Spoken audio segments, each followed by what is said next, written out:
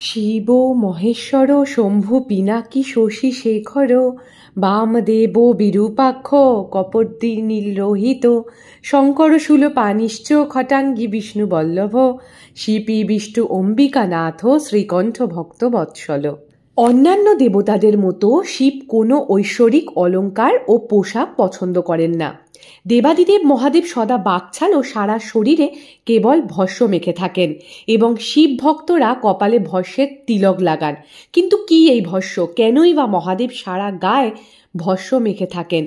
শিবরাত্রির দিন কিভাবে ঘরে বসে ভস্য বানিয়ে অর্পণ করবেন দেবাদিদেব মহাদেবকে, সেই নিয়ে থাকবে আমাদের আজকের এই ভিডিওটি। তাহলে চলুন প্রত্যেকবারের মতো শিব বাবার চরণে প্রণাম জানিয়ে আজকের আলোচনা আমরা শুরু করব।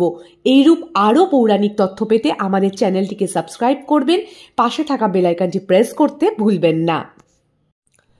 শিবকে সংহার ও মোক্ষের দেবতা বলা হয়। হিন্দু ধর্মে তাকে দেবাদিদেব মহাদেব বলে আখ্যাও দেয়া হয়েছে।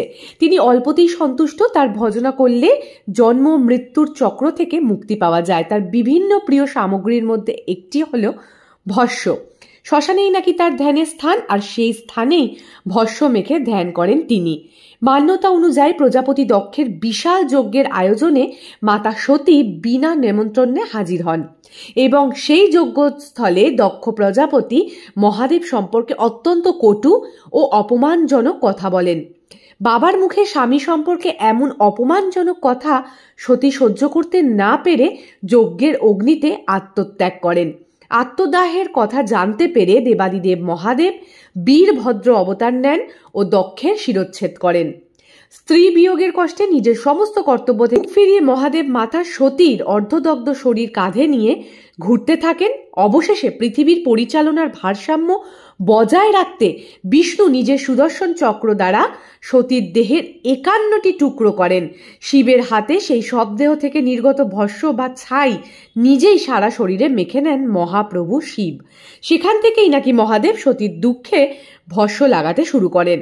এইরকমই আর এক ঘটনা প্রচলিত আছে। শিব ভস্য মেখে ধ্যানে বসতে যাবেন, দেখেন ভস্যের ভিতরে কিছু শবদেহের কেশ। অত্যন্ত রেগে ভস্যকে তিনি দূরে ফেলে দেন, আর সেই রাগ থেকেই জন্ম নেয় ভস্মাসুর। গল্প এখানেই শেষ নয়। ভস্যার সাথে অসুর অর্থাৎ ভস্মাসুর জন্ম নিয়ে শিবের কাছে আজ্ঞা চান তিনি দেবাদিদেব মহাদেবের জন্য কি করতে পারেন। শিব তাকে শ্মশান থেকে ছাই নিয়ে আসার কাজ সঁপে দেন। দীর্ঘদিন শ্মশান থেকে ছাই এনে ভস্মাসুর শিবকে এনে দিতেন। শ্মশানের কোনো একদিন সব না আসায় ভস্য না নিয়ে এলে ভস্মাসুরকে দুঃখিত দেখে মহাদেব তাকে বর দেন, যার মাথায় তিনি হাত রাখবেন সেই ভস্যে পরিণত হবে। বর পেয়ে তা সঠিক কিনা প্রমাণ করার জন্য মহাদেবেরই মাথায় হাত রাখতে যান ভস্মাসুর এবং এই বিপদ থেকে বিষ্ণু মোহিনী রূপ ধারণ করে ভস্মাসুরকে বধ করেন এবং মহাদেবকে তথা সমস্ত লোককে উদ্ধার করেন। তাই ভস্যের সাথে ভস্মাসুরের কাহিনীও ওতপ্রোতভাবে জড়িত। এবার আপনাদের জানাবো পবিত্র ভস্য ভোলে বাবাকে খুশি করতে বাড়িতে কিভাবে বানাবেন। বাড়িতে শিব ভস্য বানাতে গেলে 13টি জিনিসের প্রয়োজন পড়ে। শাস্ত্র অনুসারে এই সব সামগ্রী শুদ্ধ ও পবিত্র। ঘুটে, বেল কাঠ, অশ্বত্থ কাঠ, স্বামী কাঠ, পলাশ কাঠ, বট গাছের কাঠ, আমলকি গাছের কাঠ, তাল গাছের কাঠ, নিম গাছের ছাল, কাজু বাদাম, কাঠবাদাম, খাঁটি গাওয়া ঘি, ত্রিফলা গুঁড়ো।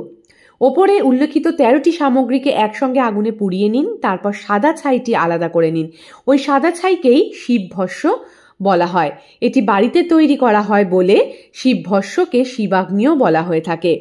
মহাদেবের অতি প্রিয় এই ভস্য অর্পণ করলে মহাদেব অত্যন্ত ভক্তদের প্রতি খুশি হন। আর যদি এত সামগ্রী জোগাড় করতে না পারেন, গোবরের ঘুঁটে কর্পূর দিয়ে পুড়িয়ে ভস্য তৈরি করে দেবাদিদেব মহাদেবকে অর্পণ করতে পারবেন।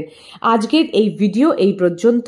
ভিডিওটি কেমন লাগলো কমেন্ট করে জানাতে ভুলবেন না। ভিডিওটি লাইক করবেন আর অবশ্যই শেয়ার করবেন আর বলবেন হর হর মহাদেব, ওম নমঃ শিবায়।